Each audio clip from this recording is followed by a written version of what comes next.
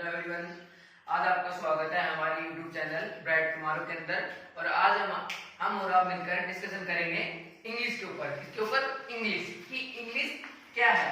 तो इंग्लिश के बारे में बताना चाहता हूँ कि इंग्लिश क्या है। English is a language. क्या है?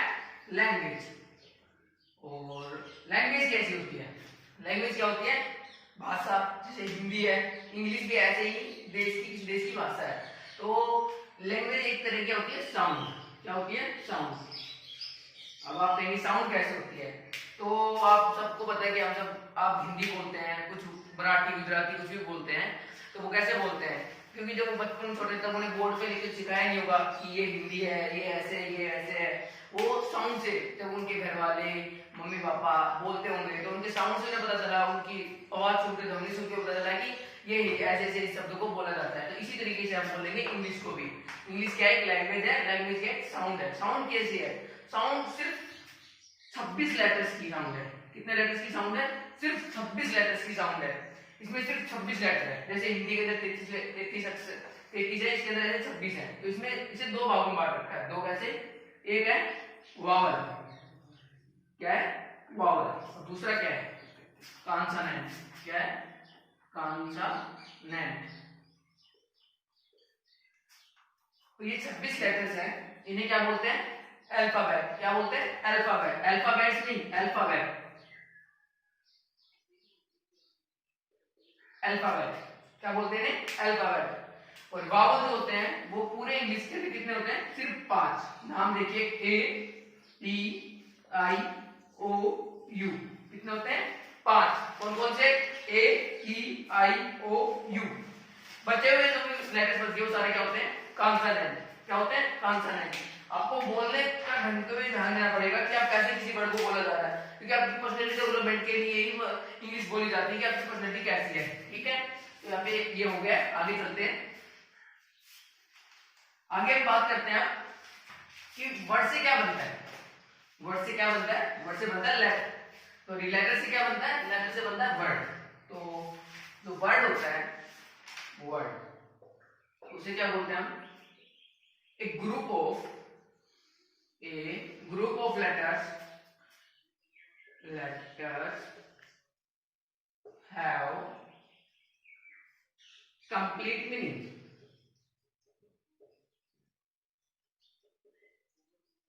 क्या?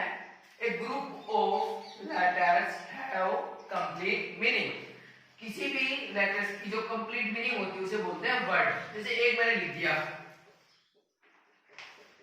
GHFL, ये मैंने ग्रुप ऑफ लेटर्स लिखा है, इसकी कोई मीनिंग नहीं है, कंप्लीट मीनिंग नहीं है, तो ये क्या नहीं है? वर्ड नहीं है।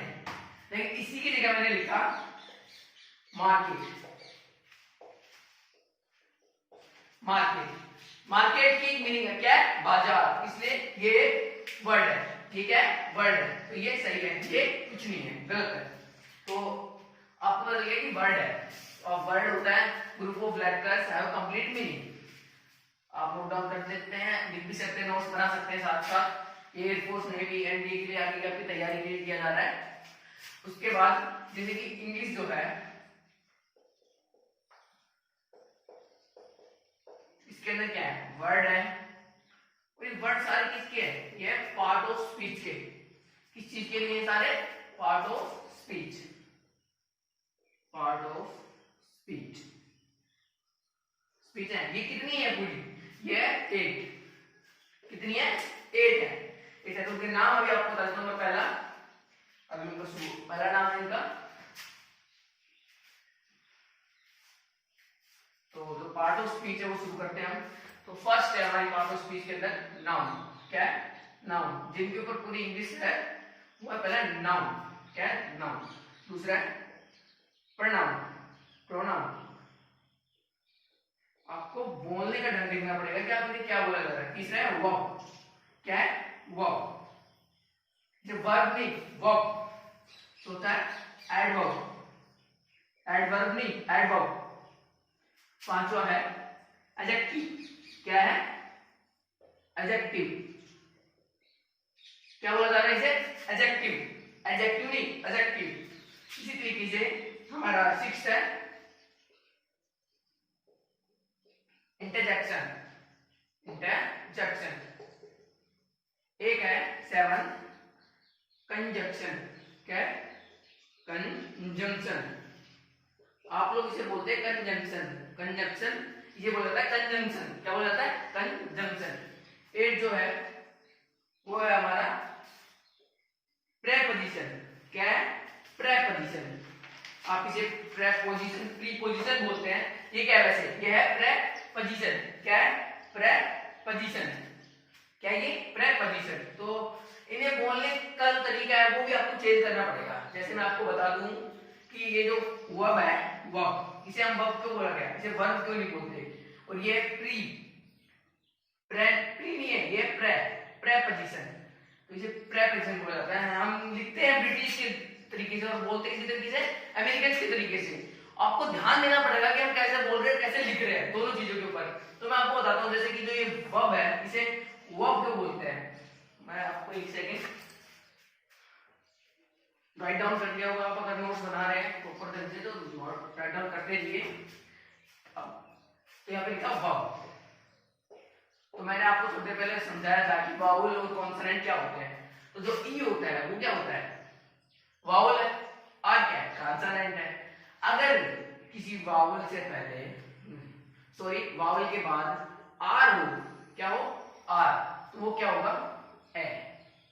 उसे क्या बोला जाएगा? ए बोला जाएगा।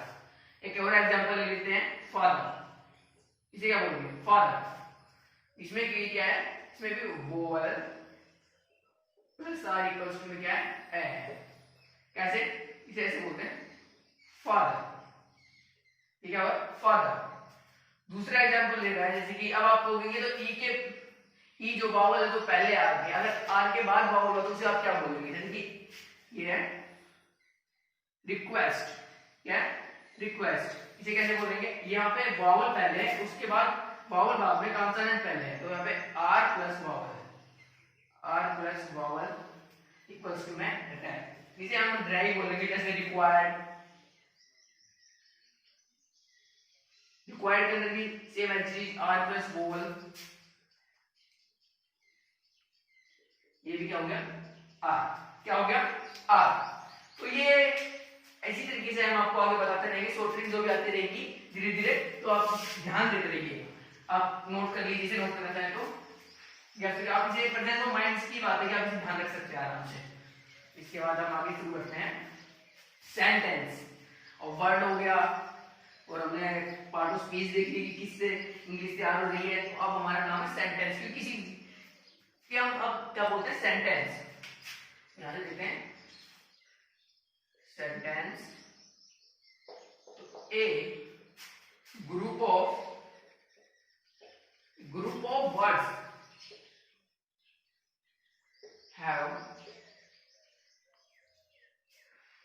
Complete meaning. क्या? Complete meaning.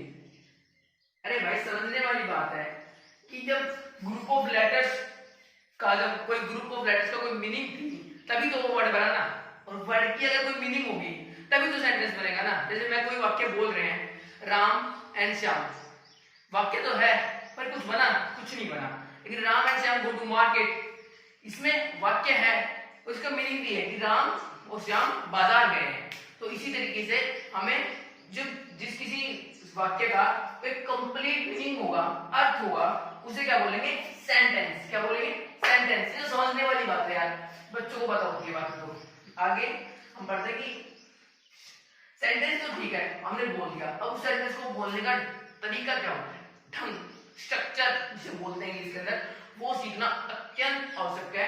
जो कि मैं आपको बता रहा हूं, स्ट्रक्चर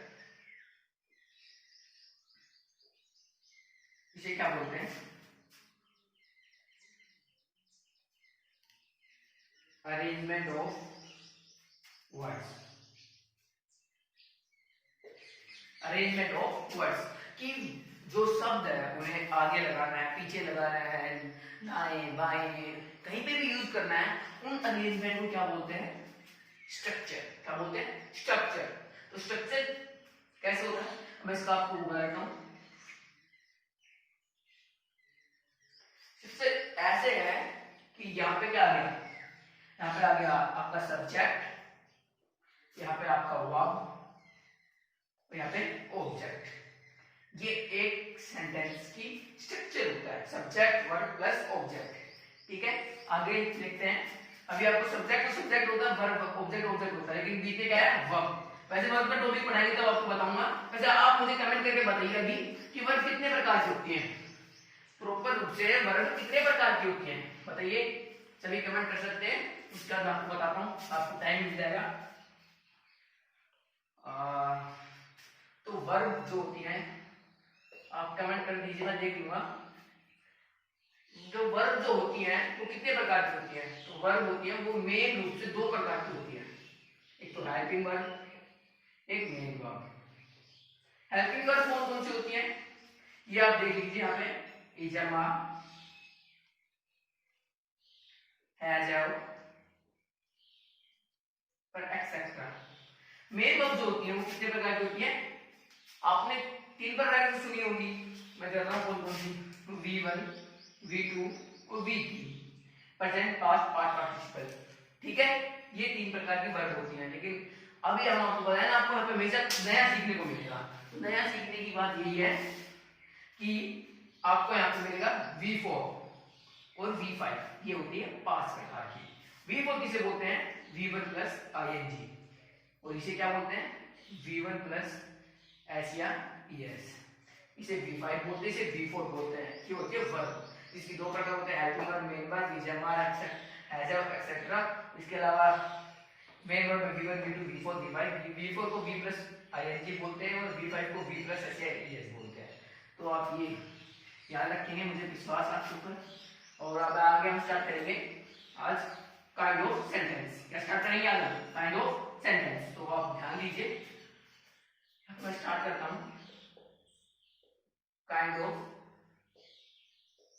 सेंटेंस क्या है, काइंड ऑफ सेंटेंस कितने प्रकार के होते हैं सेंटेंस, सब पता होगा सबको, कमेंट कर दीजिए, बता दीजिए कितने प्रकार के होते हैं। ये होते हैं पांच प्रकार के। कितने प्रकार के, पांच। नाम लिख दूं, तो पहला सबको पता है, एसएलटी।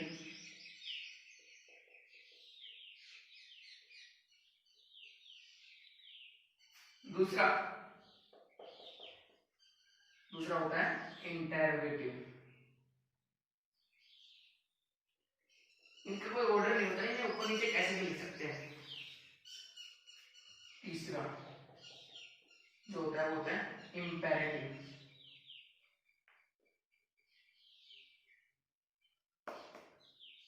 जो चौथा होता है वो होता है इंटरोगेटिव, इंपेरेटिव, और जो चौथा होता है वो होता है एक्सक्लेमेटरी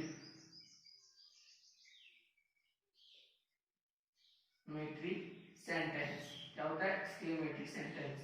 तो पांचवा जो होता है वो होता है ऑप्टेटिव, सेंटेंस।